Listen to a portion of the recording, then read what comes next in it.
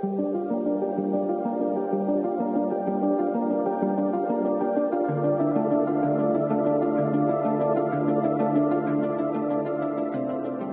everybody. Welcome to the Construction Record Podcast. I'm digital media editor Warren Frey, and with me I have today Ben Brunnen, Vice President of Oil Sands and Fiscal Policy at the Canadian Association of Petroleum Producers. And what I'm going to ask about today is it's going to be kind of a wide-reaching look back at 2021 for CAPP and for the industry, and then sort of a look forward as well. And I guess I'd start with 2021 is when we sort of got used to COVID, is the right way to put it, but we started adapting to COVID. So how did the industry adapt, and how did it have to work around COVID in 2021 as opposed to 2020? Yeah, 2021 was what I would consider a recovery year for industry.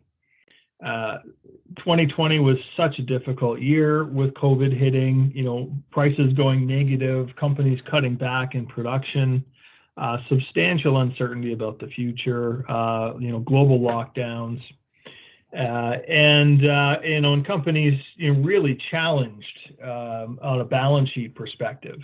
But then as COVID started to become more of a known entity, certainly many uncertainties with it, but the world responded, workplaces responded, things started to open up, and the demand for energy started to recover. Companies themselves adopted, protocols in their workplaces and in the field that enabled them to respond to the recovery and demand while still managing the risk of COVID, and whether it's remote work in their offices, or whether it was just very good application of protocols and deployment of vaccines on site.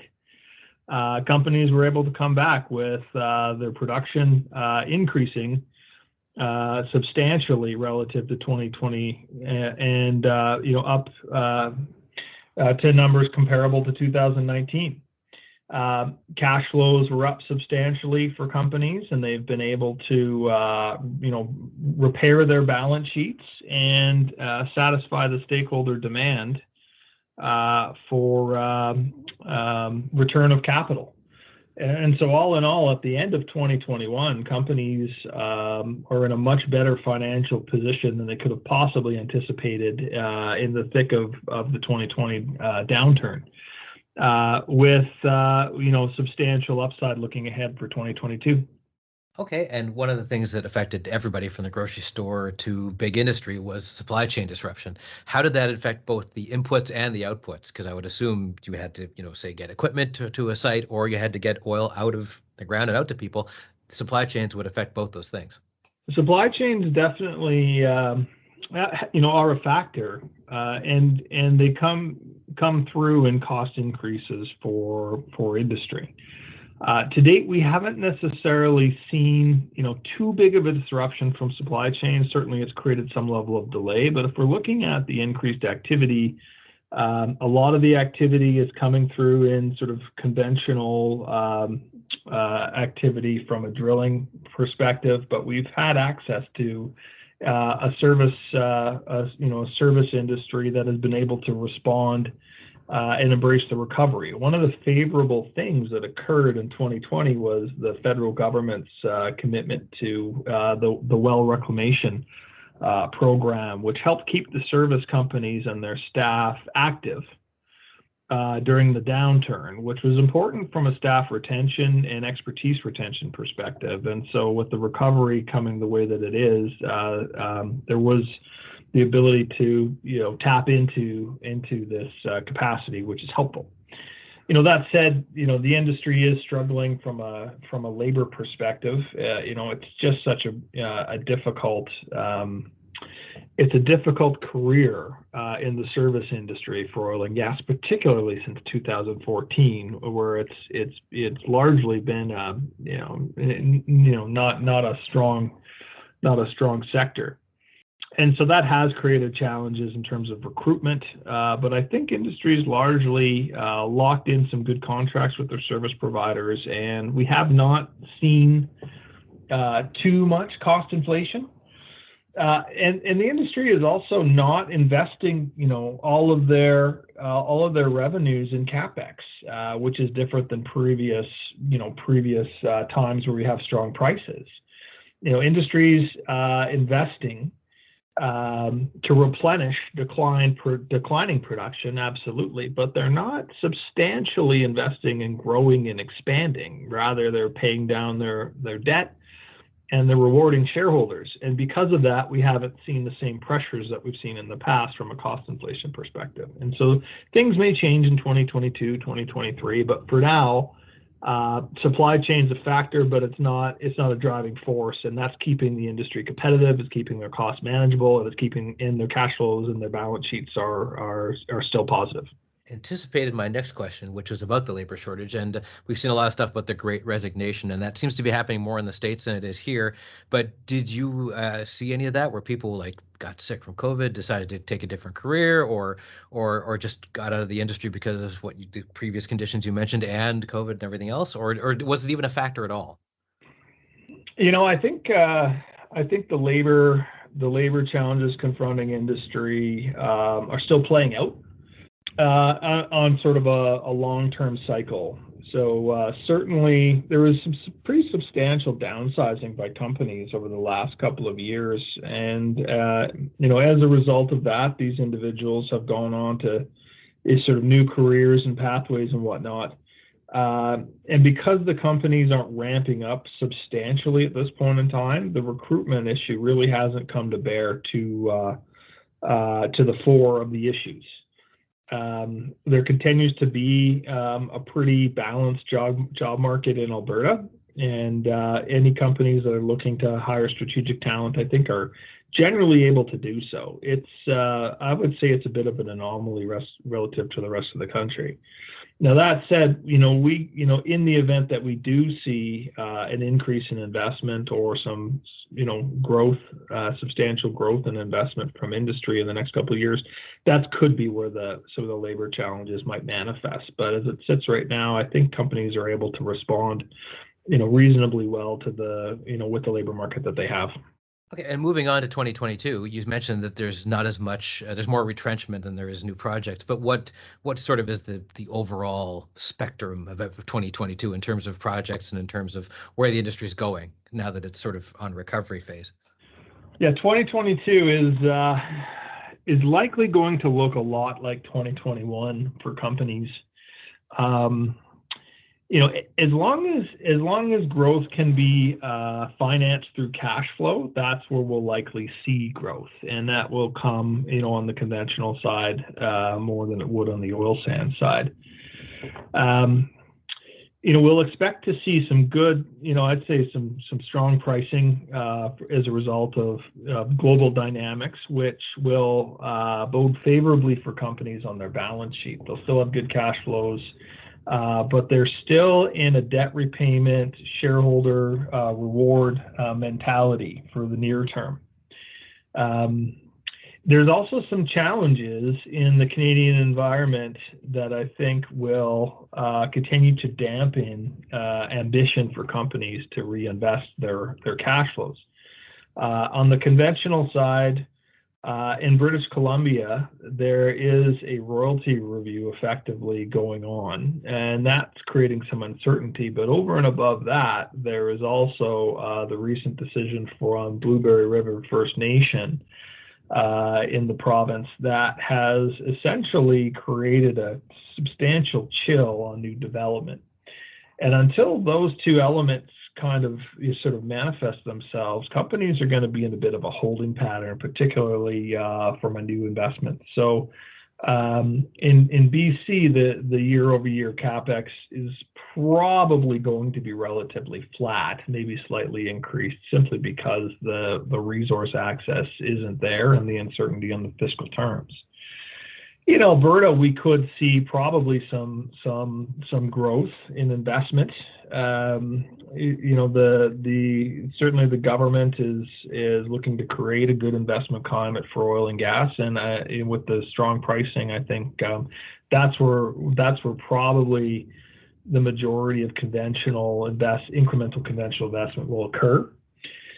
For oil sands, the expectation is probably more of a continue to maintain the level of growth and maximize the operations of the facilities. So we will see some ramp up of production from existing facilities that are looking to just really maximize their production towards their nameplate potential, such as MEG, such as Suncor with their Fort Hills mine.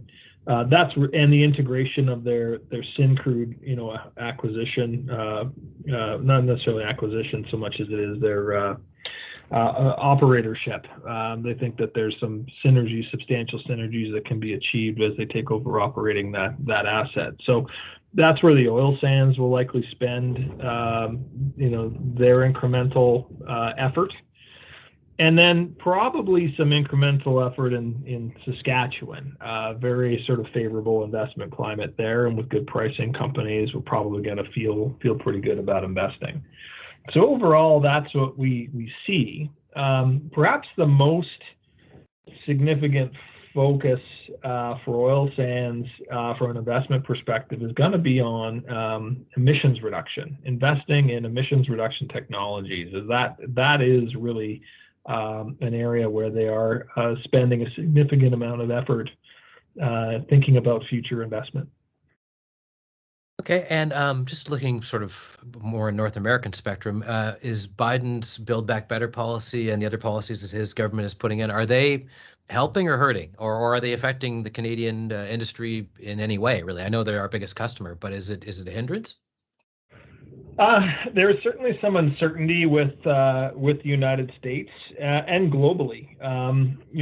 Perhaps less so on the Build Back Better specific to oil and gas, but more sort of global sort of approach to carbon pricing and climate policy. That's really where I'd say the headwinds or the focus of the industry needs to be.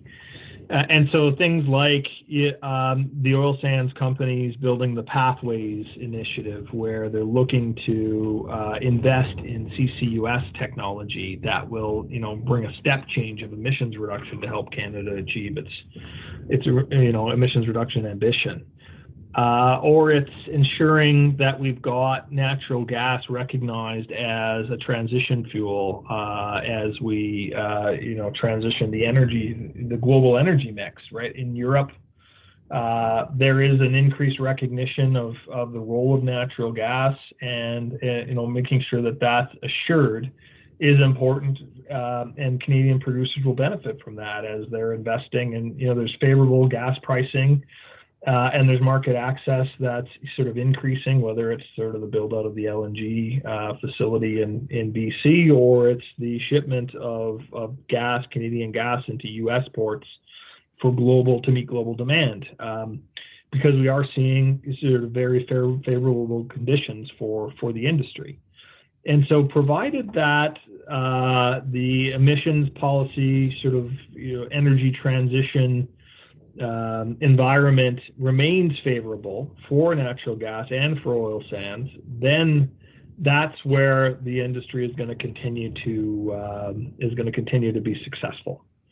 And just from a demand perspective, we are seeing increased demand for our products. We're seeing global energy demand increasing. We're seeing the supply underinvestment that's occurred over the last half decade or so, coming into roost in some strong pricing. And we're seeing and expecting to see, oil sands demand, into the United States and shipped out of the Gulf Coast increasing. We're seeing Canadian gas demand shipped internationally increasing. So certainly some opportunity for our sector, but provided that we've got the right environmental policy climate, which, the U.S. will have some influence in, but it just has to land well in Canada and internationally. Finally, I don't know the wisdom of predicting what's going to happen by the end of the year, at the beginning of the year, but let's ask anyway, what are a few curveballs that could sort of throw things off track or make things better for the industry as we go through 2022? COVID is a thing. And so there's a good possibility, as we've seen with COVID, the iterations of the variants and the uncertainty that it creates sort of could come into play, derail global recovery and energy demand, which could substantially erode the economic conditions that we're seeing today. So that's a major risk. There's obviously sort of OPEC supply risks that come into play, which is what we saw, when COVID hit. That the OPEC Plus members, change their approach to production. That could certainly create a disruption to the investment climate we see. Certainly geopolitical events, tensions are building globally in various regions, even in Europe, with how Russia is positioning itself and its natural gas pipeline. So there could be some disruption there, which would have corresponding impacts on oil and gas markets. So those are some of the factors that we absolutely sort of would look to as sort of being risks that are out there for 2022. But on balance, I would say, based on the conditions we've seen in 2021, 2022 is going to look a lot like that. And if that's the case, it should be a relatively favorable year for industry. And hopefully we'll get to a place where we'll start to see some reinvestment in supply, and that will, generate a very positive cycle for Canada, and to position and continue to take advantage of market share opportunities globally as demand globally is expected to increase. The Canadian oil and gas industry could certainly, step up to meet whatever that incremental demand is and its ability based off of the investment. So 2022 is probably one of those years where, despite the risks, there's some reason for optimism. Okay, Ben, thank you very much for joining us. Thank you, Warren. I appreciate the interview.